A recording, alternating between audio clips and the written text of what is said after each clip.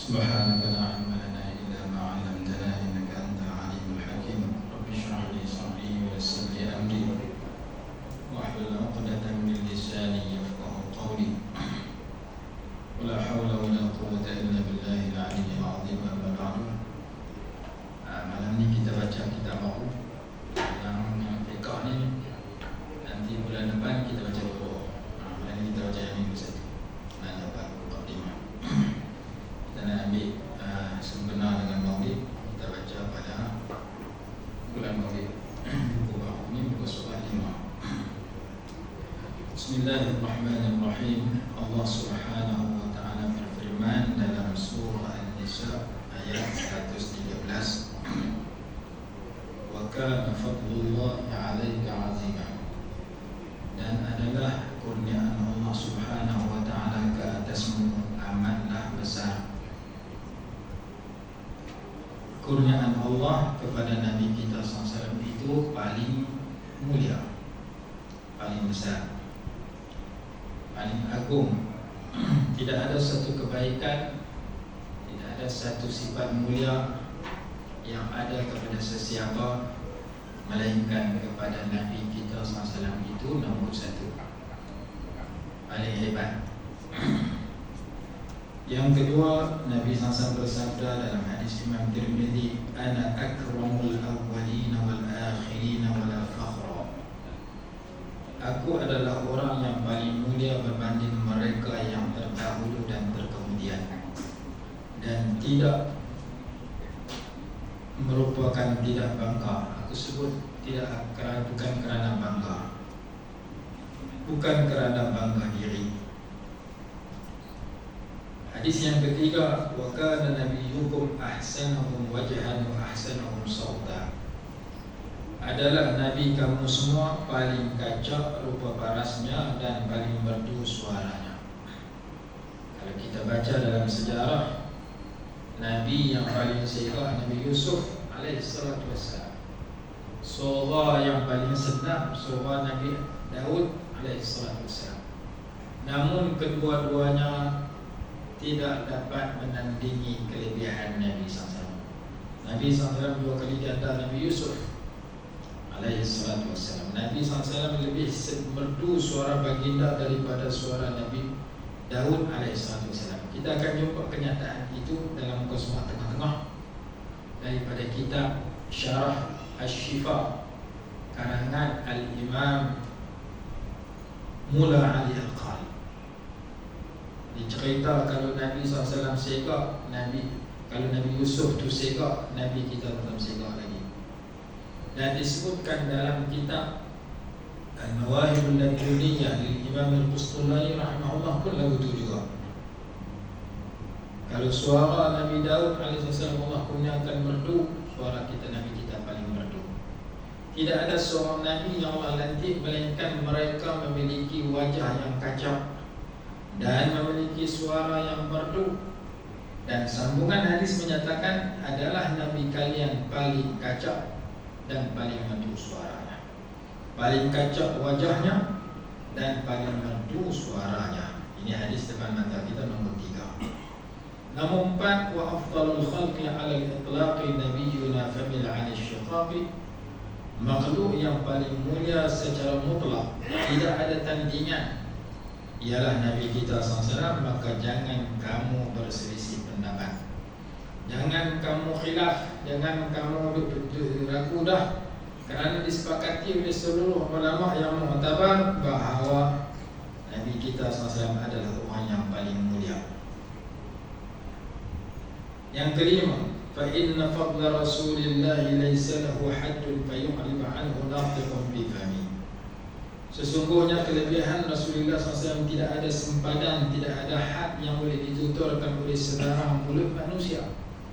Sejauh mana seorang pengajar mengajak tentang Nabi SAW, sejauh mana seorang pidatu tentang Nabi SAW, sejauh mana seorang khatib khutbah tentang Nabi SAW, sejauh mana seorang pengarang karang kitab tentang Nabi SAW, tetap apa yang disampaikan itu rendah dan sedikit berbanding dengan kelebihan baginda yang sebenar. Kerana pujian kita sebagai orang yang memuji, sama ada dengan kata-kata maupun dengan tulisan, jauh lebih rendah dengan pujian Maha Pencipta. Allah sendiri dah puji Nabi SAW, kita puji tak apa. Walaupun yang dikarang kitab itu berbelah-belah jilid, berpuluh-puluh jilid, beratus jilid, tetap pujian itu rendah. Kerana baginda sudah mendapat pujian daripada Allah Subhanahu Wa Taala yang Maha Mencipta.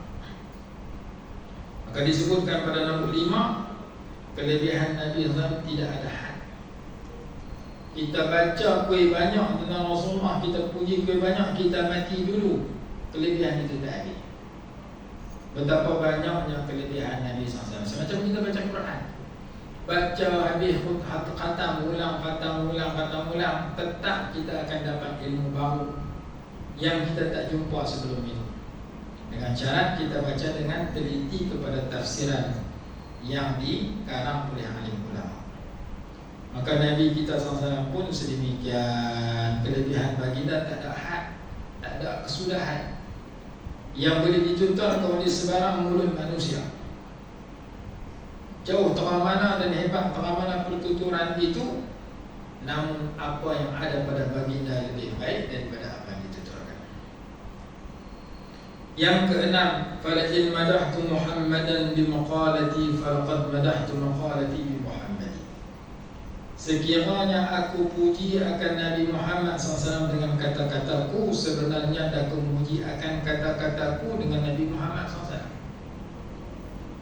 Sebagaimana kata ulama, kenapa Nabi SAW dilahirkan hari Isnin, tidak hari Jumaat? Kenapa dilahirkan bulan Rabiul Awal, tidak bulan Ramadan? Sedangkan bulan Ramadan adalah bulan yang paling mulia. Malam Jumaat, hari Jumaat lah hari paling mulia. Kerana nak bagi masa tu tumpang kemuliaan baginda, bukan baginda yang tumpang kemuliaan masa. Bukan Rasulullah jadi mulia kerana tumpang malam Jumaat dan bulan Ramadan, tapi bila Rasulullah lahir pada bulan Rabiul Awal, pada hari Isnin, maka hari itu menjadi mulia dengan sebab baginda lahir. Tempat baginda lahir menjadi mulia.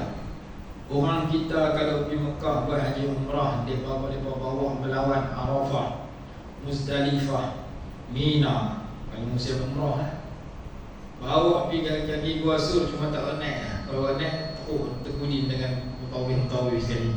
2 jam, 3 jam sampai.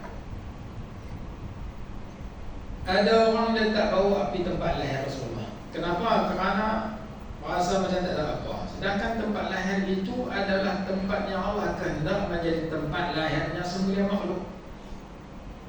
Kalau pi pun orang tulis itu, mungkin tempat ini tak betul, hanya orang kata tak ini. Dan kalau mai pun tak ada manfaat apa. Di dalam kitab Al-Inabah fi Amakinil Ijabah dikatakan bahawa tempat lahir Nabi SAW adalah salah satu daripada tempat doa mustajab. Masa lahir itu satu benda yang mulia, tempat lahir juga mulia. Masa lahir ada dalam Quran, ada dalam hadis. Dalam Quran ayat 33 surah Maryam, Nabi Isa alaihi salatu wassalam berkata, wassalamu alayya yawma wulidtu wa yawma amutu. Dia tak faham. Ada tukang kontrol. Wassalamu alayya, ujira Dina Abui. Wassalamu alayya yawma wulidtu, keselamatanlah Allah kurniakan ke atas aku pada hari aku dilahirkan. Siapa kata tu? Nabi Isa. Ayat 33 surah Maryam. Sebelum tu ayat 15 surah yang sama, Nabi Yahya alaihi salam berkata, wassalamun alaihi yawma wulida. Allah kurniakan keselamatan ke atas baginda, iaitu Nabi Yahya, pada hari baginda dilahirkan. Maka hari kelahiran disebut dalam Quran seorang Rasul, 2 orang Rasul, seorang Nabi Yahya, seorang Nabi Isa. menunjukkan bahawa hari kelahiran sudah ada dalam Quran. Dan hari itu hari yang Allah jadikan sebagai salam keselamatan, kesejahteraan. Mai hadis Imam Muslim, orang tanya Nabi SAW kenapa berpuasa pada hari Isnin. Nabi SAW jawab, itu hari aku dilahirkan. Maka perkataan yang sama diulang dalam disebut dalam Quran, disebut dalam hadis. Dalam Quran Nabi Isa alaihissalam, dalam hadis Nabi kita SAW, yauma wulidtu, hari aku dilahirkan. Menunjukkan hari dilahirkan itu hari yang mulia. Dalam Quran sebut, dalam hadis pun sebut. Dalam Quran Nabi Isa dan Nabi Yahya alaihissalam, dalam hadis Nabi kita SAW. Kenapa engkau berpuasa wahai Rasulullah pada hari Isnin? Itu hari aku dilahirkan. Baginda bersyukur di atas kelahiran pada hari Isnin dengan mengisi ibadat nama dia puasa. Maka kita pun bila mai maulid kita isi dengan ibadat. Walaupun kita tak puasa, kita buat ibadat lain. Seperti kita buat kenduri, seperti kita baca selawat, seperti kita baca qasidah, seperti kita baca cerita tentang kelebihan Rasulullah SAW. Selama mana aktiviti yang ada dalam program itu aktiviti yang tak berdosa, maka ia adalah lambang kepada mensyukuri nikmat kelahiran Nabi SAW. Ada orang kata tak boleh duk sambut maulid Rasulullah, pun tak nak sambut. Sahabat pun tak nak sambut. Kita lebih pandai-pandai sambut apa? Kita kata birthday kita orang sambut, kita syok. Kita balik rumah, isteri kita, anak kita sambut hari lahir kita. Buka-buka pintu, dia tak kek lah atas meja. Belon lah, mi lah, bihun semua duduk atas meja.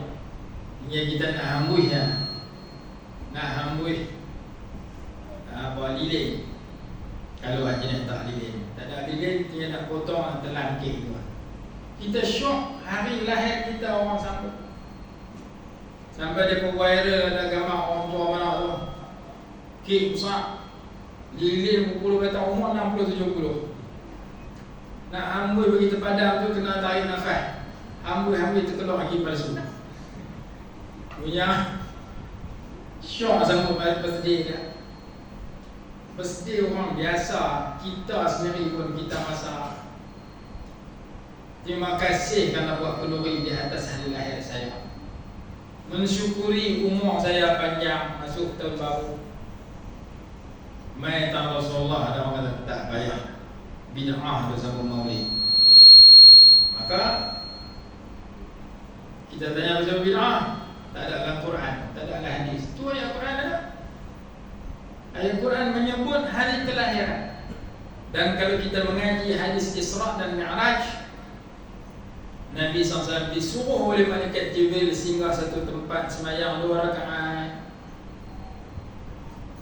Kamu tahu tak apa tempat kamu semayang itu wahai Rasulullah? Tak tahu. Wahai Muhammad, tak tahu.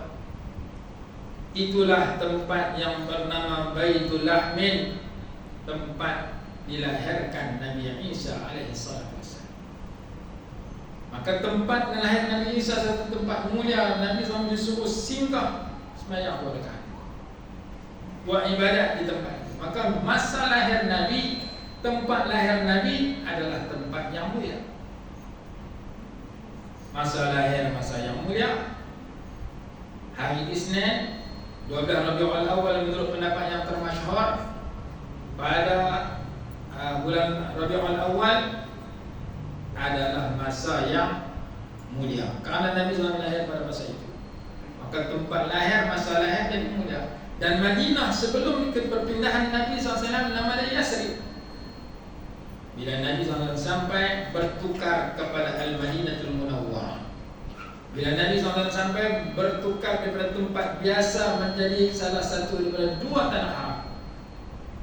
Tanah haram Mekah, tanah haram Madinah. Bila jadi tanah haram? Dengan sebab sampainya Nabi SAW. Dan bila Nabi SAW sampai, mereka sambut dengan pujian. Mereka tak kata wasala Muhammadun alaina. Mereka tak kata telah sampai Muhammad ke kampung kami, tak. Tapi yang dia kata tala'al badru alaina, telah muncul bulan purnama ke atas kami, disebut dalam bentuk perbandingan, pujian, seolah-olah yang main ni bukan orang, yang main ni bulan. Bulan purnama sifat dia menerangi dirinya dan menerangi orang lain. Bulan purnama apabila dia ada atas langit, semua orang tengok suka, syoknya tengok langit bulan penuh. Esok lusa gelap gelita tak ada apa.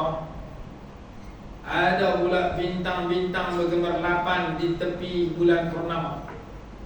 Bulan jadi cantik, bintang jadi cantik, maka dipuji akan Nabi SAW dengan pujian bulan purnama. Telah muncul bulan purnama ke atas kami, tala'al badru alaina. Itu dalam hadis. Nabi SAW tak marah, tak kata apa. Maka memuji Nabi SAW adalah satu sifat yang mulia. Maka orang karang syair-syair, qasidah-qasidah nak puji Nabi SAW. Kerana Nabi pernah dengar orang puji baginda, baginda tak ajak pun kata-kata itu. Tapi bila baginda dengar, baginda tak larang, baginda tak marah, maka itu satu pengakuan, satu sunnah pengakuan bahawa memuji baginda adalah perkara yang baik selama makna pujian itu elok. Dan baginda dinamakan dalam Quran dengan dua nama, satu matahari, satu bulan. Dalam suratul Ahzab, Inna arsalnaka syahidan wa mubashiran wa nadhira wa da'iyan ila Allah bi'izni wa sirajan munira. Wa sirajan munira, sirajan itu matahari, munira itu sifat bulan. Sepatutnya sirajan wahaja wa qamaran munira. Sirajan wahaja, matahari yang menerangi, yang terang, yang panas. Qamaran munira, bulan yang menerangi juga, yang bercahaya. Maka diambil sifat matahari iaitu siraj, diambil sifat bulan iaitu munir, dikembang pun nama Nabi SAW dan sifat baginda. Maka sifat matahari ada kat Rasulullah iaitu sirajan, sifat bulan ada kat Rasulullah iaitu munira. Maka baginda adalah matahari dalam membawa cahaya siang, baginda umpama bulan dalam membawa cahaya malam. Maka dipuji dalam marhaban, anta syamsun, anta badrun, anta nurun fawqa nuri. Engkau umpama matahari, engkau umpama bulan, engkau cahaya di atas cahaya.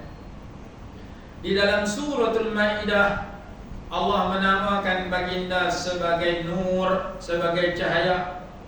Allah menyatakan, qad ja'akum minallahi nurun wa kitabum mubin. Sesungguhnya telah datang kepada kamu daripada Allah Ta'ala itu satu nur, satu cahaya, dan kitab yang menerangi. Dan Allah namakan kitab suci Al-Quran sebagai nur dalam ayat 8 surah At-Taghabun. Fa'aminu billahi wa rasulihi wan nuril ladzi anzalna wallahu bima ta'maluna khabir. Berimanlah kamu dengan Allah dan Rasulnya dan dengan nur yang kami turunkan, itu Quran. Dan Allah namakan dirinya Maha Pemberi Nur di dalam surah An-Nur, Allahu nurus samawati wal ardh. Allah itu Maha Pemberi nur kepada langit dan bumi, Maha Pemberi cahaya kepada seluruh langit dan bumi. Allah namakan baginda dengan nur, Allah namakan dirinya sebagai pemberi cahaya. Dan baginda menamakan sahabat baginda sebagai bintang. Baginda sebenarnya bulan, sahabat yang lain semua tu bintang. Hadis kata apa? Ashabi kan nujum bi ayyihi muhtadaitu muhtadaitu. Para sahabat aku seperti bintang di langit, yang mana satu kamu ikut, kamu dapat petunjuk. Maka ikut Sayyidina Abu Bakar, Sayyidina Umar, Sayyidina Uthman, Sayyidina Ali, ikut Ibn Abbas, ikut siapa-siapa sahabat, dapat petunjuk kerana mereka bintang. Dan bintang ini sifatnya tiga. Menurut kajian ulama dalam Quran, sifat bintang itu tiga. Namun satu menerangi dirinya, menghias dirinya dan menghias orang lain. Allah berfirman, inna zayyana as-samaa'a ad-dunya bi zinatil kawakib. Sesungguhnya kami hias akan dunia ini dengan perhiasan bintang. Maka bintang itu mengelokkan diri dia dan mengelok orang lain. Diri dia berkelip-kelip, kita tengok nampak elok, maka orang yang berkeliling dia, bintang lain duduk keliling dia juga cantik. Yang kedua sifat bintang ialah menunjuk jalan kepada orang yang menempuh perjalanan. Allah berfirman, wa bin najmi hum yahtadun. Dengan bintang mereka itu dapat petunjuk. Dan Allah bersumpah, kalau bintang tak ada, nak pergi satu tempat tak ada bintang. Kalau Rasulullah SAW sendiri tak ada bintang, tak ada penunjuk yang lain, baginda tetap duduk jalan betul. Allah bersumpah dalam surah An-Najmi, wan najmi idza hawa. Demi bintang apabila dia tenggelam, apabila dia hilang. Ma dhalla sahibukum wa ma ghawa. Kawan kamu, sahabat kamu Muhammad tidak sesat dan tidak keliru. Nabi SAW kalau tak ada penunjuk orang lain, Allah tunjuklah kat baginda. Sifat kedua bintang menunjuk jalan. Orang lalu panah-panah pasir, orang lalu laut zaman dulu nak pergi mana-mana negara, tengok bintang. Bintang ni tala api ni, bintang ni tala api negara. Kita tak pergi tengok. Kita tengok bintang, nampak bintang. Ni tala ke mana bintang ni tak tahu. Thailand ke, Nakhon ke, Singapura tak tahu. Saya habis sembahyang di Perak, sampai waktu maghrib, masuk dalam tempat tidur, masuk dalam rumah, tak ada arah kiblat. Akhirnya saya kata kat keluarga saya, mana nak sembahyang ni, jamaah ni maghrib insya-Allah, arah kiblat tak ada. Nak pergi tanya depa jauh. Akhirnya anak saya umur 1 tahun 6 tahun ke 5 tahun. Oh, nak sembahyang, nak terbelah kiblat, tunggu sat. Dia keluar bintang beranda, dia languk tengok langit, dia masuk agak kiblat ni. Saya kata betul pula ni. Saya tak berani percaya. Saya panggil dia mai. Dia mai masuk dalam bilik, tunjuk sebiji macam dia tunjuk. Dia pergi, saya tanya, ambil mana ni? Dia kata tengok bintang. Belajar mana? Tengok gambar kartun. Oh, rupanya dalam gambar kartun tu ada satu slot, satu tajuk, cara nak tengok kiblat melalui bintang di langit. Kartun tu nama apa? Umar dan Hana. Tuan-tuan balik buka Google lah, buka YouTube, arah kiblat. Sebiji dia tunjuk betul. Oh, yang budak ni dia belajarkan. Mana kartun ajak tubuh dia, kartun, riwayat kartun. Bintang ni dia menjadi penunjuk arah. Sifat yang kedua. Sifat yang ketiga bagi bintang, wa ja'alnaha rujuman lisyayatin. Dia adalah peluru yang menembak syaitan. Syaitan nak dengar perkara-perkara ghaib, tak boleh, tak berani, kerana Allah jadikan dia sebagai rejaman kepada syaitan. Maka para sahabat sifat mereka tiga, menghias diri, menghias orang lain. Yang pertama, menunjuk jalan petunjuk kepada orang baik dan menyerang musuh, membela agama Allah dalam jihad fisabilillah. Bila kita mengaji, kita kena ambil perangai itu kat kita. Kau yang mengaji orang suka kat kita, tanda perangai bintang ada kat kita, itu elok pada diri dan elok pada orang lain. Kau yang mengaji, kita boleh habang ke orang, ini bagus kena buat, ini tak bagus, kita ajak ke orang dengan tak elok, kita habang. Kita tunjuk jalan ke orang pada jalan yang baik. Kau yang mengaji, kita jadikan kita orang yang mempunyai hujah untuk menolak musuh yang salah, aliran yang salah, fahaman yang salah, golongan yang bercanggah dengan Quran hadis, yang bercanggah dengan ajaran Allah dan Rasul. Kita kena ada peluru, iaitu hujah untuk kita memperbetulkan kesalahan dan membela jalan kita yang benar. Tiga ni kena ada ke orang ngaji, kerana itu sifat bintang. Nabi SAW adalah bulan purnama, para sahabat adalah bintang di langit. Baginda ijtihad dalam hadis, ashabi kan nujum bi ayyihi muqtadaitum muhtadaitum. Para sahabat aku umpama bintang di langit, siapa saja kamu ikut, kamu dapat petunjuk. Yang keenam disebut sini, kalau aku puji Nabi Muhammad SAW dengan kata-kataku, sebenarnya aku puji kata-kataku dengan Nabi Muhammad SAW. Kenapa? Kerana kalau kita tak puji baginda sudah terpuji. Kita ambil nama baginda, kemak dengan tulisan kita, dengan kata-kata kita. Kata-kata kita jadi mulia kerana tumpang nama orang yang paling mulia. Jika aku memuji Muhammad dengan qasidahku, sebenarnya aku memuji akan qasidahku dengan Muhammad. Jika aku memuji Muhammad dengan tulisanku, sebenarnya aku memuji tulisanku dengan Muhammad. Kita isi buku kita dengan nama-nama Muhammad SAW, maka kita memuji kita kerana kita banyak pun nama Nabi Muhammad SAW. Itulah hakikat orang yang puji Nabi SAW dalam apa juga bentuk, tulisan, kata-kata, nasyid, qasidah dan seumpamanya. Kerana Nabi SAW adalah makhluk yang terpuji. Yang ketujuh, tak ada makna. Saya terjemah pada muka surat 24. Syair ini muncul apabila ada orang mimpi jumpa seorang ulama besar, nama dia Al-Imam Ibn Al-Farid rahimahullah. Imam Ibn Al-Farid ini dia suka karang syair puji Allah, puji Rasul. Maka setelah dia mati, orang di mimpi jumpa dia, tanya dia, awak tak karang syair puji Nabi SAW? Lalu dia menjawab dengan dua baris syair berikut yang ada pada muka surat 24. Ara kulla madhin fin nabiyyi muqassira wa in balagha al-musni alayhi wa aksara. Aku berpendapat setiap puji kepada Nabi Muhammad SAW adalah sedikit, sekalipun telah berlebihan oleh pemuji dan memperbanyakkan pujian ke atas baginda. Walaupun dia merasa banyak dah puji Rasulullah SAW, tetap sikit. Walaupun kita merasa banyak dah baca selawat kepada Rasulullah, sebenarnya sikit. Kerana baginda sudah mendapat pujian daripada Allah, dan baginda sudah mendapat selawat daripada Allah Subhanahu Wa Taala. Bila Allah sendiri selawat, maka kita selawat kita jauh lebih rendah. Idza Allah asna alaihi billadhi wa asna billadhi wa aluhu fa alaihi fama miqdaru ma yamdahu al-wara. Apabila Allah telah puji atas baginda dengan pujian yang baginda layak menerimanya, maka bagaimana pula bandingan dan nilai pujian segala makhluk yang lain. Dia kata, aku lihat semua pujian orang sikit, walaupun dia perasa dia banyak dah puji. Kerana apabila Allah sendiri puji, pujian orang lain, makhluk lain terlalu sikit. Imam Suyuti rahimahullah kata, semua makhluk kenal keagungan dan kemuliaan Nabi SAW. Melainkan dua jenis makhluk tak kenal, manusia dengan jin yang derhaka.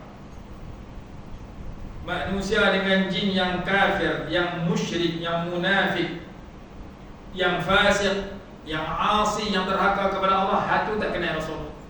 Kalau kenal dia tak akan jadi dulu. Dia tak akan jadi jahat kalau kenal Rasul. Binatang kenal, pokok kenal, batu kenal, angkasa kenal, langit kenal. Yang tak kenal orang dengan jin. Jin yang derhaka tak kenal, orang yang derhaka tak kenal. Aku tahu batu di Mekah yang rajin bagi salam ke Nabi SAW kepada aku ketika aku lalu. Batu kata Assalamualaikum ya Rasulullah. Pokok kata Assalamualaikum ya Rasulullah. Gunung Uhud bergembira, Nabi SAW naik atas dia, bergerak. Maka Nabi SAW suruh diam. Diamlah wahai Uhud, tidak ada di atasmu melainkan seorang Nabi, seorang siddiq dan orang mati syahid. Nabi SAW habang kat Gunung Uhud, ni dua orang ni akan mati kena bunuh.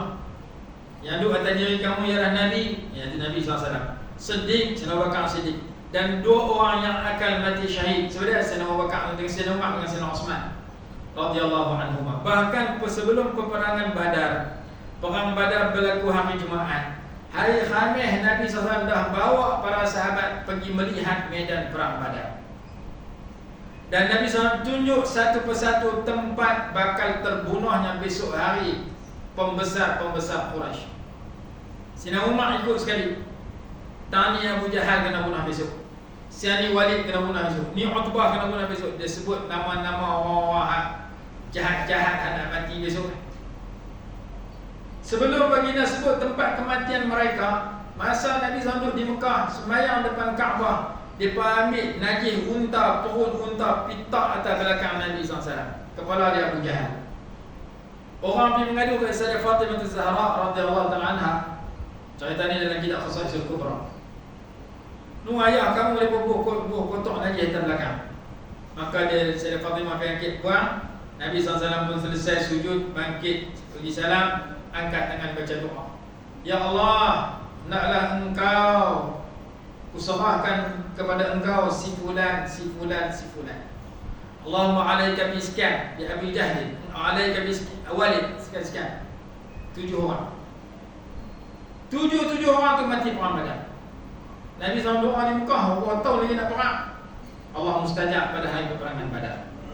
Habis perang Badar, Sayyidina Umar kata, tiap-tiap tempat yang Nabi SAW tunjuk, kami pergi tengok sekali lagi, tak lari walaupun sikit. Setiap yang Rasulullah habaq, kau ni mati tahun ni, tahu lah tempat dia mati. Belum perang Rasulullah dah tahu dah, Allah Ta'ala bagi wahyu bahawa akan menang dan akan mati kawan ni, tempat mati tahun ni. Betapa luar biasanya anugerah Allah kepada Nabi SAW. Maka semakin kita belajar tentang Nabi SAW, kita akan lihat baginda adalah afdalu khalqillah. Baginda adalah a'lamu khalqillah, makhluk yang paling berilmu. Tu pun baginda doa, Rabbi zidni ilma. Ya Allah, ya Tuhanku, tambahkan ke aku ilmu. Baginda dah paling banyak ilmu. Ilmu sebelum jadi dunia, ilmu selepas kiamat, ilmu tengah berlaku, ilmu yang akan datang. Tahu tak kau? Allah bagi ilmu ghaib kepada Nabi SAW. Kerana Nabi Isa AS juga dapat sedemikian. Nabi Isa kata, wa unabbiukum bima ta'kuluna wa ma tadakhiluna fi buyutikum. Aku boleh bagi tahu kepada kamu apa yang kamu makan dan apa yang kamu simpan di rumah kamu. Makanan apa simpan di rumah? Mana jumpa Nabi Isa bisa habaq makan apa dah? Allah isytiharkan, Allah ajak ilmu ghaib kepada Nabi Isa AS. Dan Imam Suyuti menyarang dan menyebut bab-bab Nabi SAW dapat tahu perkara. Nabi SAW beritahu perkara zaman baginda, zaman sahabat, zaman tabi'in. Beritahu peperangan antara Sayyiduna Ali dan Sayyidina Muawiyah. Sayyidina Aisyah masuk belah mana? Habaq saya siap. Sayyidina Husain akan mati di pancuk, Sayyidina Hasan akan mati diracun. Habaq saya siap masa hidup, masa duduk Mu'alqah. Satu masa Nabi SAW sebut, bagaimana dengan keadaan kamu apabila sampai di satu tempat, di situ akan terdengar suara anjing yang banyak menyalak. Tempat itu bernama Ma'ul Hawab. Cerita kepada isteri-isteri baginda. Zaman peperangan antara Sayyidina Muawiyah dengan Sayyidina Ali, Sayyidina Aisyah radhiyallahu anha dibawa dan dimasukkan dalam kumpulan Sayyidina Muawiyah. Ikut Nabi perang sampai tengah jalan terberhenti. Pasal apa berhenti? Terdengar suara anjing yang begitu banyak menyala. Maka Sayyidina Aisyah pun tanya, nama apa tempat ni? Banyak anjing sangat. Mereka pun habaq Ma'ul Hawab. Baru tanya, oh Nabi SAW dah habaq masa hidup dulu. Akan berlaku perselisihan, isteri baginda salah seorang akan pergi dan sampai tempat kena berhenti. Di situ anjing banyak menyala. Anjing menyala ke tempat Ma'ul Hawab. Kejadian belum berlaku, Rasulullah dah habaq selesai. Sehingga kan di kalangan kita nama nubuatul Rasul, Nabi SAW beritahu perkara-perkara ghaib yang akan terjadi. Luar biasa. Seorang sahabat nama Wabisah. Nabi SAW duduk dengan para sahabat ramai-ramai. Wabisah ni keluar pada rumah dalam hati dan tidak ada satu perkara yang berkait dengan kebaikan dan berkait dengan dosa, melainkan aku nak tanya Rasulullah SAW. Itu niat dalam hati keluar pada rumah. Sampai dalam majlis para sahabat dia mencelah. Kai para sahabat mencelah masuk. Maka sahabat kena hampir jauh, mai lewat Nabi duduk depan. Tak, aku nak pergi juga depan. Maka Nabi SAW tengok dia naik. Rasulullah kata biarkan dia naik ke depan. Sampai di depan, Rasulullah tanya dia, kamu mau aku jawab terus soalan yang dalam hati kamu, atau kamu nak tanya dulu baru aku jawab? Terus dia jawab, tapi dia tanya jawab terus ya. Maka Nabi SAW bersabda, Al-birru matma'anna ilaihi al-qalbu wa matma'anna ilaihi an-nafsu wal ismu ma haka fi sadrik wa karihta an yattali'a alaihi an-nas. Kebaikan itu sesuatu yang apabila dilakukan membawa ketenangan dalam hati dan ketenangan dalam jiwa. Sementara dosa itu sesuatu yang kamu buat menyebabkan hati kamu tak tenteram dan kamu tak suka orang tahu kata itu benda itu kamu buat. Maka terjawablah soalan yang duduk dalam hati wabisah. Kisah yang saya sebut dalam jilid kedua, Kaleping awal-awal bab ilmu Nabi SAW. Begitu juga seorang lelaki nama Umar ibn Wahb al-Jumahi. Dia pergi perang Badar, dia masuk geng Abu Jahal. Habis perang dia sebab cabut lari. Orang tak dan tangkap dia, tak dan bunuh dia. Tapi anak dia kena tangkap. Lari balik ke Mekah. Sampai di Mekah dia masuk dalam Hijr Ismail setelah beberapa hari selesai peperangan Badar.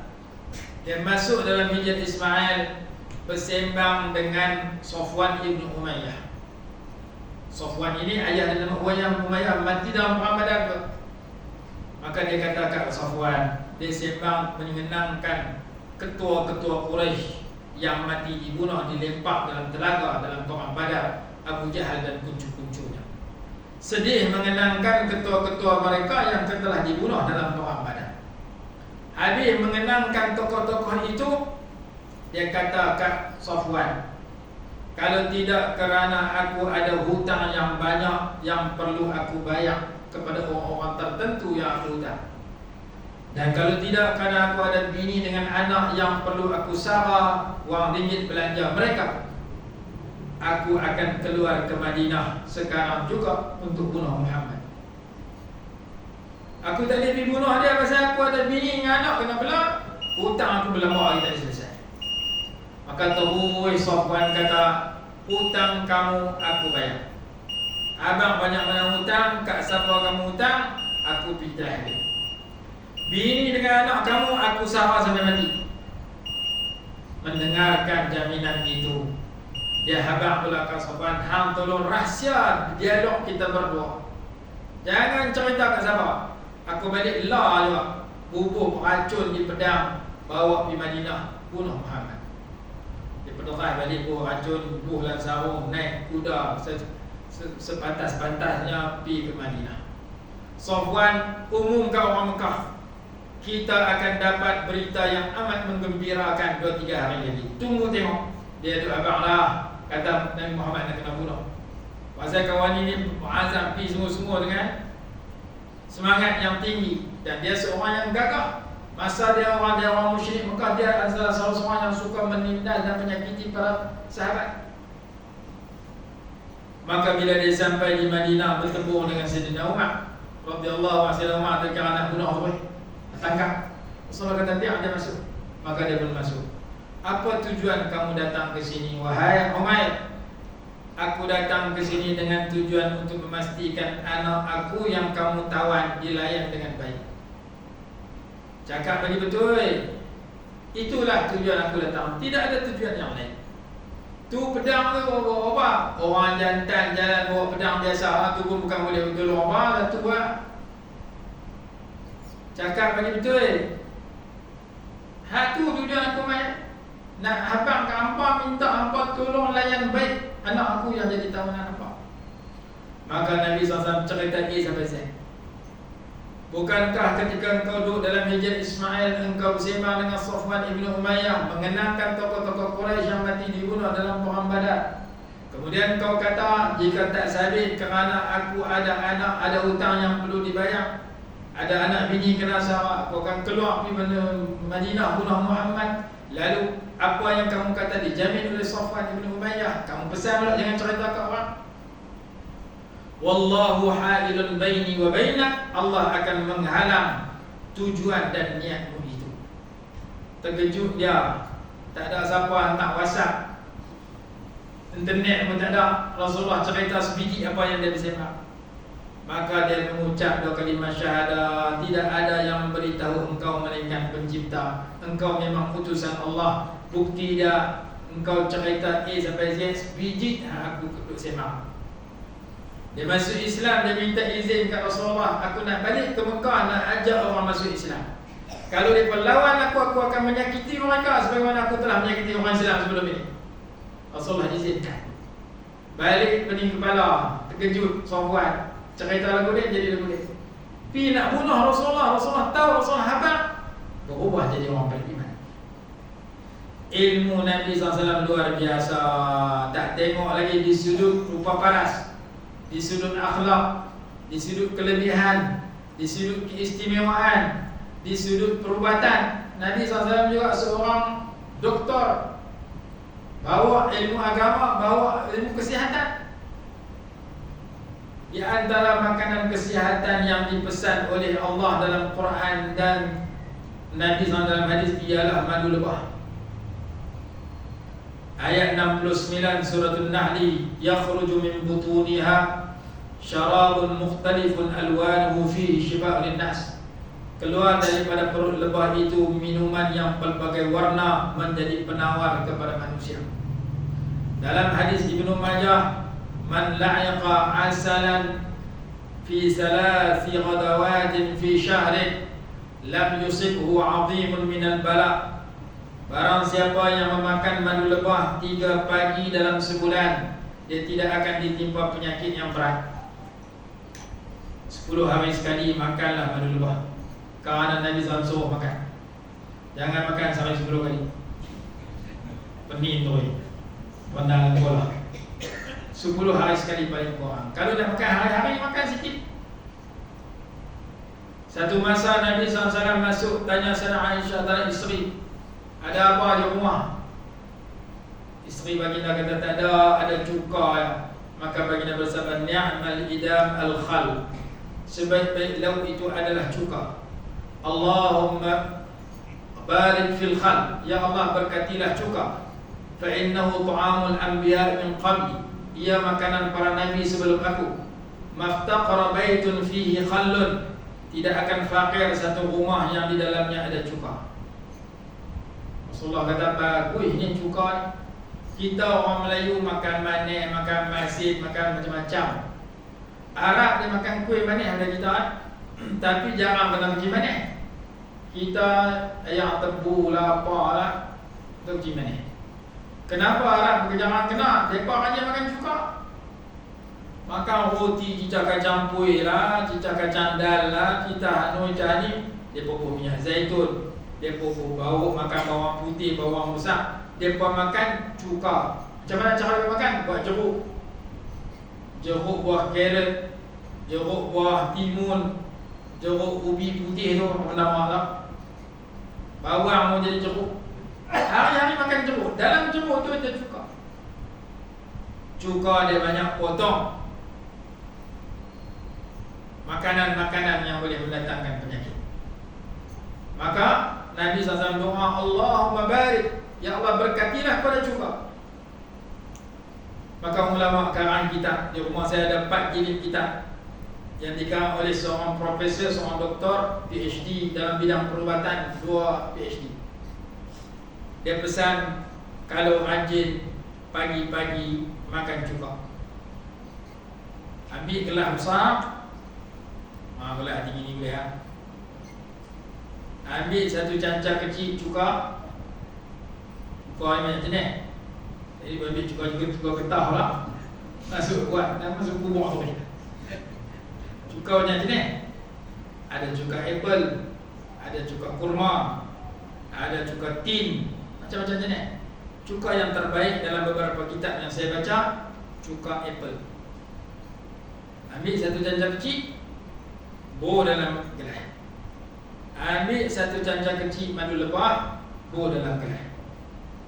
Kalau rasa masam, tak mau, suci, tak elok apa, bor cancak besar, madu lebah. Lepas tu buah ayam besar. Kacau, minum di pagi hari ketika perut kosong. Kalau tak ada mudarat apa, minum pagi-pagi, hari-hari. Kalau mudarat tadi jadi luka ke apa semua, minum lepas tu, lepas makan. Apa kelebihan dia? Madu lebah itu sifatnya manis, cuka itu sifat dia masam. Madu lebah itu sifat dia panas, cuka itu sifat dia sejuk. Apabila bercantum 2 makanan ini, dia menjadi ubat untuk macam-macam penyakit. Darah tinggi ke, cimane ke, jantung sumbat ke, Syarat dia makan setiap hari. Oh, Ustaz ni cakap betul kamu orang ni. Darah aku tinggi ni, tengok turun ke tak. Cek dulu darahnya anak. Malain tak ada beli esok. Makan pagi lusa. Try seminggu, cek lah darah ni. Tengok-tengok tak turun. Tak ada pakai murung Ustaz. Angin darah tinggi, bubur cuka apple dalam air. Suam, satu gelas, tak campur apa-apa, minum. Madu lebah lagi baik. Itu perubatan Ibn Sina. Dalam kitab dia dipetik dan diterjemahkan dalam bahasa Malaysia. Dua jenis makanan sunnah yang memberi rawatan kepada banyak penyakit, yang mengawal banyak penyakit. Kita dah tengok orang duk jual jus apa lega. Ada situ cuka, ada situ madu lebah, ada situ halia, bawang putih, lemon. Itu lagi baik lah, tapi nak buat susah, nak beli mahal. Maka sekurang-kurangnya dua jenis tadi kita kena belajar minum. Jangan banyak masalah orang tajam juga. Sekurang-kurangnya kita amal makanan sunnah. Nah, bagus lagi beli habatus sauda jenis spray tu. Spray sekali. 3 kita campur air. Madu, cuka, habatus sauda. Dalam segelas air suap. Minum. InsyaAllah ada pening-pening darah tinggi tu dia turun. Masalah jantung sumbat-sumbat tu InsyaAllah dia penghadaman kita jadi baik. Dia merawat masalah penghadaman. Kitab tu saya baca dan saya tengok dalam satu kitab yang saya beli satu lagi. Dan ada 2-3 kitab yang saya tengok menunjukkan bahawa cuka ni bagus. Di Mekah kalau kita pergi ada kaki kambing, dia panggil kawarek. Kawarek di Mesir panggil kawarek. Di Mekah dia panggil magadim. Kadang magadim. Semangkuk tu dia bagi dua ketui kaki atau 3 kaki. Sup kaki kambing. Dia melok orang tu cicah. Cuka pun bawang putih. Kita kata apa tu Arab ni orang ayam cuka ni pun nak makan macam mana ni. Rupanya nak potong lemak lagi tu. Ataupun kita potong asal limau. Maka asal limau ada kitab tersendiri. Lemon, buah delima ada khasiat tersendiri. Pisang ada khasiat tersendiri. Buah kurma tersendiri. Daun bidara, daun bidara ada. Semua yang tumbuhan yang ada dalam Quran dibuat kajian oleh pakar perubatan. Semuanya ada khasiat untuk penyakit-penyakit tertentu. Maka di samping kita belajar tentang Nabi SAW, rupa paras baginda, akhlak baginda, satu ilmu lagi yang ada yang berkait dengan baginda ialah ilmu makanan sunnah. Makanan atau ilmu perubatan Nabi SAW yang sebahagian kita tak jumpa. Kalau kita makan nasi campur dengan buah, mengikut makanan sunnah, makan buah lebih baik, itu didahulukan, kemudian baru makanan yang lain. Dasarkan firman Allah Subhanahu wa taala dalam suratul Waqi'ah, fakihatin mimma yatakhayyarun wa lahmi tayrin mimma yashtahun. Buah dulu baru daging burung. Disebutkan sedemikian. Makan buah dulu baru makan yang lain. Kalau kita nak makanan yang terbaik untuk kesan yang baik, ketika bertembung antara buah-buahan dengan makanan-makanan yang ada. Jadi kalau tak ada buah-buahan, makanan saja makan tu. Tapi kalau ada, jangan buat macam orang Melayu. Orang Melayu kata makan buah last, cuci mulut. Dalam kitab makan buah dulu. Bukti dia, ketika kita buka puasa, kita makan buah kurma dulu. Lepas tu baru makan kanji. Lepas tu makan nasi. Lepas tu tak main tarawih. Banyak orang makan. Buka puasa mula dengan buah. Pasal apa tak buah belakang cuci mulut? Tak. Lepas abang kena makan buah dulu buka puasa. Buah kurma dulu, buah lain tak mau. Buah yang musangking pun letak belakang. Dalam surah Tur dengan surah Al-Waqi'ah, 2 surah itu menunjukkan makan buah dulu, baru makan yang lain. Itu di antara yang disebutkan. Jadi saya bagi petua ni pokok tuan-tuan boleh amal. Ustaz, amal ke tak? Ustaz makan sehari tuang sebulan. Tak ada nak amal juga. Pokok lah tuan-tuan boleh amal, saya dapat pahala. Tapi kalau rasa tak sesuai, oh saya kalau makan di Mubarak, Allah tidak sangkan. Sekurang-kurangnya kita tahu, Ustaz ni abang betul ke tak ni? Balik buka Google tak payah. Tulis dalam Google tu khasiat cuka apple ataupun khasiat madu lebah ataupun khasiat cuka apple dan madu lebah. Di rumah kita kena ada. Di rumah kita kena ada minyak zaitun. Minyak zaitun ni bagus untuk kolesterol.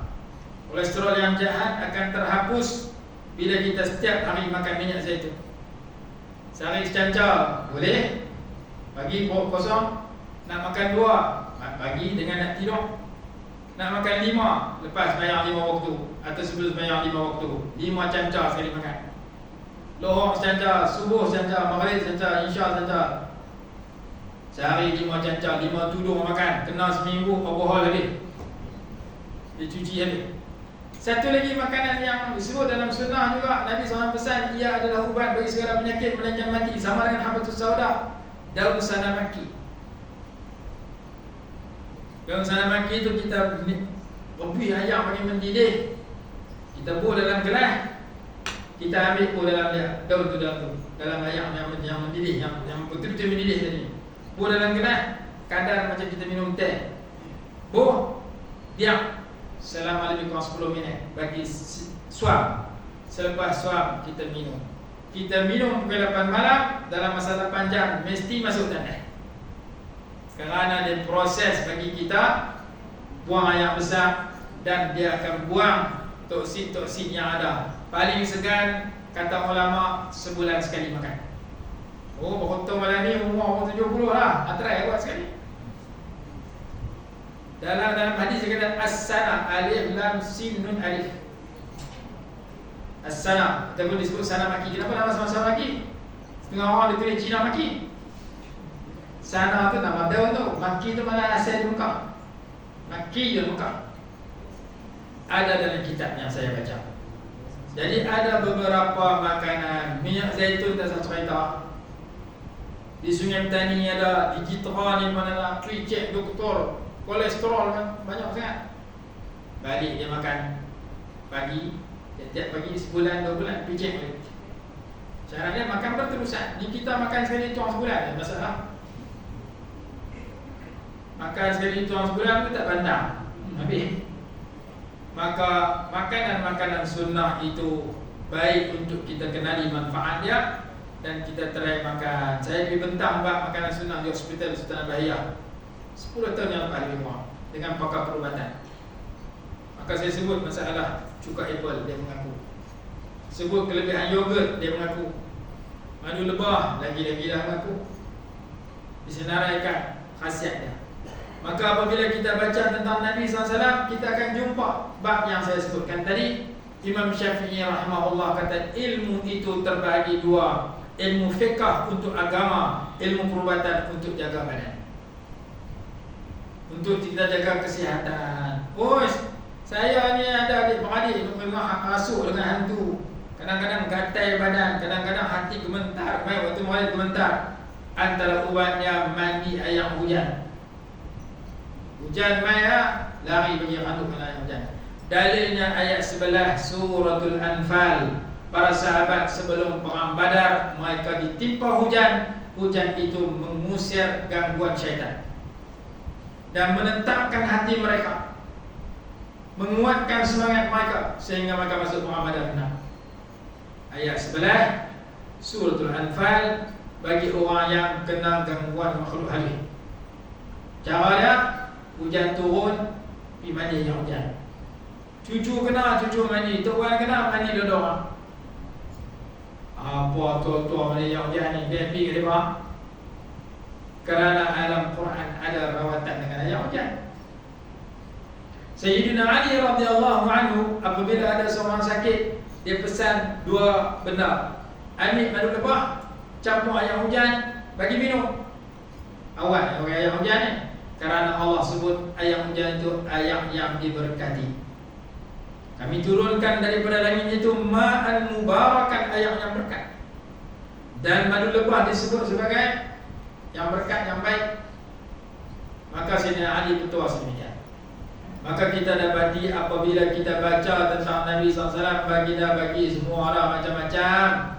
Tinggal kita nak belajar. Bab sembahyang baginda ajak, bab kelebihan selawat baginda ajak, bab kelebihan qiyamul lail baginda ajak, bab kelebihan ziarah alim ulama baginda ajak, bab kelebihan di muka Madinah, bab kelebihan makanan minuman tertentu yang kalau kita amalkan ada kesan di sudut kesihatan kita. Maka dalam Quran pun ada, dalam hadis pun ada. Akan jumpa dalam kitab saya tulis kan, juzuk yang kedua. Kelebihan makan sekian, kelebihan makan sekian walaupun tak banyak. Saya petik sikit-sikit. Yang penting ia berdasarkan kepada panduan daripada Quran dan hadis. Maka tajuk yang kita baca malam ini berkenaan dengan pendahuluan, iaitu pujian dan kelebihan Nabi SAW yang tidak ada tandingan di kalangan manusia. Kita pindah kepada muka surat 6. Alhamdulillahilladzi hadduna innakum haddi minal umam wa ana haddukum minan nabiyyin. Segala puji bagi Allah yang merupakan habuan bagi kita. Sesungguhnya kamu adalah habuan bagiku di kalangan umat-umat yang lain, dan aku habuan bagi kamu semua di kalangan para nabi. Kita ni betul dapat jadi pengikut Nabi Muhammad SAW, dan baginda rasa betul jadi kita jadi umat baginda. Dalam hadis kata ahli syurga adalah lebih kurang 120. Kalau ahli syurga itu lebih kurang 120, 80 umat Nabi SAW, 40 umat yang lain. Nah, abang kata ahli syurga besok, di akhirat besok, umat Rasulullah SAW 2/3. Umat lain daripada zaman Nabi Adam sampai sebelum zaman Nabi kita SAW hanya 40, 1/3. Betulnya umat Nabi SAW dengan berkat baginda boleh masuk syurga ramai. Macam saya pergi Mekah beberapa tahun lepas sebelum Covid, 2 biji bah dapat pergi Mekah percuma. Pergi Mekah percuma 2 biji bah seluruh dunia. Dalam 2 biji bah tu pula Malaysia sebiji bah, negara lain sebiji bah, campur negara ni sebiji bah. Kami Malaysia ni sebiji bah. Betapa berharganya jemaah haji rakyat Malaysia di kalangan pandangan Arab Saudi. Satu negeri 3 orang. Saya, Datuk Fadil, Syekh Mawarzi, Timbalan Mufti. Saya dengan Datuk Fadil, betul-betul satu Ijazah Fatwa. Datuk Berudin tadi pergi semua ada tak sihat. Pergi Mufti Muqalih ada, Mufti Pahang ada, Mufti Pahang ada, Mufti Selat, Mufti Sarawak, Mufti Sabah. Yang tak pergi Johor. Satu bah orang Malaysia, Mufti dan Ahli Jatuh Kuasa Fatwa Malaysia. Satu bah orang seluruh dunia. Saya orang Malaysia ni betapa berharga. Kita biasa pergi haji umrah, kita tahu bagaimana pandangan orang Arab Saudi terhadap jemaah haji Malaysia. Jemaah haji Malaysia ni bagus, main buat haji jalan beratur macam intik keluar kandang. Dia tak tahu, kata takut sesat. Masa tak nampi mau duduk jalan sendiri tu, dia balik tak jumpa hotel. Akhirnya kepala seorang bawa bendera, dia ikut belakang. Bagusnya orang Malaysia, jalan tak pecah, macam askar boleh duduk kawat. Pi pun satu geng, balik pun satu geng. Dia tak tahu kadang sesat lama. Silap pintu kan sesat. Takut sesat, baik kita pergi grup. Senang. Kecuali hak mati cakap Arab tak apa, dia pergi sendiri, balik sendiri. Dia buat cerita orang pergi Mekah nak masuk kedai. Tukang kedai kata marhaban. Marhaban mana selamat datang. Dia faham tukang kedai itu suruh marhaban. Dia masuk seorang marhaban. Dia buat kawan dia ni tahu kata kita pandai marhaban di kampung. Masuk seorang ni marhaban. Ish. Dicabar kita. Masuk seorang ni marhaban. Tarik tu ni. Marhaban tu ni. Seorang lagi nak beli barang, nak tawar, letak 5 riyal, nak minta 4 riyal. Dia tak boleh cakap Arab. Dia pegang 4 ni apa? Oh, sembahyang Isya. Solat fardhu Isya 4 rakaat. Oh, 4 ni pun 4. Dia pun 4 riyal. Selesai. Pergi beli pula lain. Nak tawar 3 riyal, dia pegang sembahyang Maghrib. 3 riyal. Pihak lain mahal nak tawar 2 riyal, dia tak tahu nak cari, dia tinggal sembahyang subuh. Usalli fardhu zuhur rakaatain 2 rakaat. Rakaatain riyal. Ni berapa riyal ni? Kalau tu kata 3 riyal. Rakaatain riyal sudah. Pening tu arah tu. 2 riyal dengan rakaatain riyal. Jadi kalau kita pergi Mekah, jemaah haji Malaysia nombor 1 daripada dunia, negara-negara lain. Haji ke umrah orang Malaysia paling dipuji oleh orang Arab semua. Itu pengalaman kita di Mekah. Haji ke umrah orang suka orang Malaysia, kerana orang Malaysia kebanyakan yang pergi adalah beradab sopan elok di Arafah, di Mina, di Muzdalifah, di hotel, berbanding dengan sebahagian daripada negara lain. Maka umat Nabi SAW masuk syurga akhirat kelak 2/3. 1/3 seluruh umat yang lain, kerana mereka adalah betuah umat yang terbaik. Buktinya hadis depan mata dan ayat Quran. Allah berfirman, kuntum khaira ummatin ukhrijat lin-nas ta'muruna bil ma'ruf wa tanhauna 'anil munkar ila akhir ayat. Segala puji bagi Allah yang merupakan habuan kita, kamu habuan aku di kalangan umat dan aku habuan kamu di kalangan para nabi. Baginda adalah habuan kita, yaitu Nabi baginda Nabi Allah dan kekasih Allah Subhanahu wa taala, Sayyidina Muhammad. Sayyidina Muhammad ini ada satu kitab karangan Syekh Ahmad bin Siddiq Al-Qumari, setebal lebih 200 muka surat, menceritakan kelebihan meletakkan nama anak sebagai Muhammad, kelebihan meletakkan Sayyidina kepada Muhammad, kepada Rasulullah. Kelebihan puji Rasulullah dengan Sayyidina, sama ada dalam sembahyang atau luar sembahyang. Dia kata bagus kita baca Sayyidina walaupun dalam sembahyang, seperti dalam tasyahud akhir. Daripada kita baca Allahumma salli ala Muhammad wa ala ali Muhammad kama sallaita ala Ibrahim wa ala ali Ibrahim wa barik ala Muhammad wa ala ali Muhammad kama barakta ala Ibrahim wa ala ali Ibrahim innaka Hamidum Majid. Jangan baca lagu tu dia. Kita baca apa? Setiap nama Nabi Muhammad dan nama Nabi Ibrahim letakkan Sayyidina. Allahumma salli ala Sayyidina Muhammad kama sallaita ala Sayyidina wa ala ali Sayyidina Muhammad kama sallaita ala Sayyidina Ibrahim wa ala ali Sayyidina Ibrahim wa barik ala Sayyidina Muhammad wa ala ali Sayyidina Muhammad kama barakta ala Sayyidina Ibrahim wa ala ali Sayyidina Ibrahim fil alamin innaka Hamidum Majid. Dalilnya 200 muka. Banyak dalil. Ayat Quran saja 3. Ayat pertama surah Ali Imran, wa sayyidan wa hasuran wa nabiyyan minas salihin. Ayat kedua dalam surah Yusuf, wa alfaya sayyidaha ladal ba'. Ayat ketiga, ya laitana ata'na sadatana wa umara'ana, sadatana itu pemimpin kami. Maka 3 ayat itu menunjukkan perkataan sayyid sudah digunakan dalam Quran. Sayyid yang pertama Nabi Yahya, ayat 30 lebih 39 kan dalam surah Ali Imran. Allah berfirman, wa sayyidan wa hasuran wa nabiyyan minas salihin. Nabi Yahya adalah sayyid. Nabi kita lebih tinggi daripada Nabi Yahya, maka Nabi kita lebih utama disebut sayyidina. Dalam hadis ada sayyid waladi Adam wala fakhra. Aku penghulu kepada anak-anak cucu Nabi Adam. Aku sebut bukan kerana sombong dan angkuh. Maka baginda penghulu manusia, kita adalah manusia. Maka baginda adalah penghulu kita. Ana sayyid waladi Adam yaumil qiyamah wala fakhra. Aku sayyid kepada seluruh manusia. Aku sebut bukan kerana sombong dan angkuh. 2 dalil itu sudah cukup menunjukkan afdal kita sebut Sayyiduna Muhammad ketika baca selawat dalam sembahyang dan di luar sembahyang. Bismillah, Bismillah 560 muka surat. Satu jilid besar cerita bab Bismillah saja. Al-Anwarul Musbalah fi Mabahis al-Basmalah. Dan didatangkan puluhan tempat yang afdal baca Bismillah. Lebih dari 30 tempat yang afdal baca Bismillah di situ. Salah satunya Bismillah pagi dan petang, supaya kita tak ditimpa mudarat daripada segala makhluk. Bismillahilladzi la yadurru ma'asmihi syai'un fil ardi wala fis sama' wa huwas samiul alim. Bismillah itu sunat baca pagi petang supaya kita dijauh daripada segala mudarat.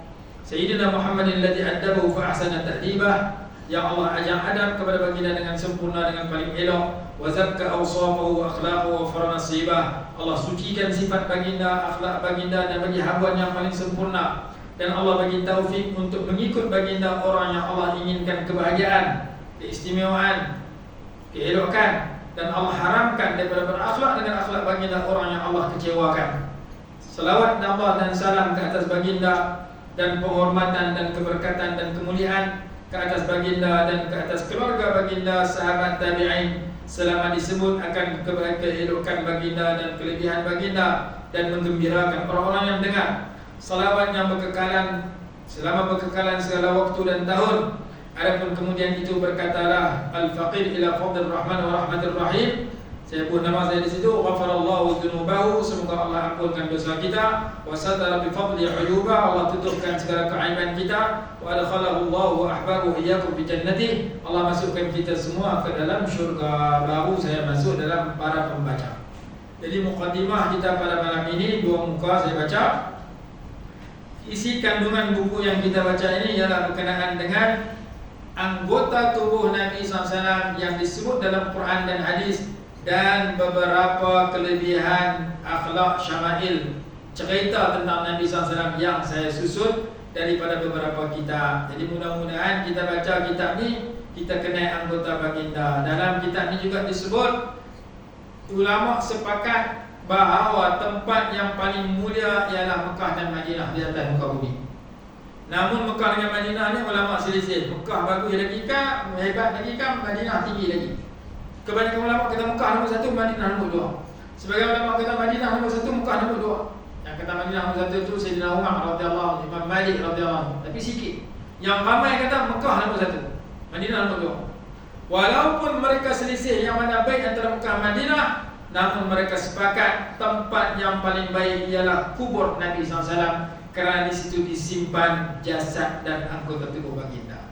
Lebih mulia daripada Mekah, lebih mulia daripada Madinah, lebih mulia daripada Kaabah, lebih mulia daripada seluruh tempat yang lain. Ijma' para ulama, tempat yang tertanam jasad Nabi SAW sekarang ini di kubur baginda, itulah tempat yang paling mulia, kerana di situ beradanya anggota tubuh Nabi SAW. Maka kita baca kitab ni, kita baca tentang anggota baginda yang mulia. Mudah-mudahan Allah muliakan kita supaya dapat syafaat daripada baginda.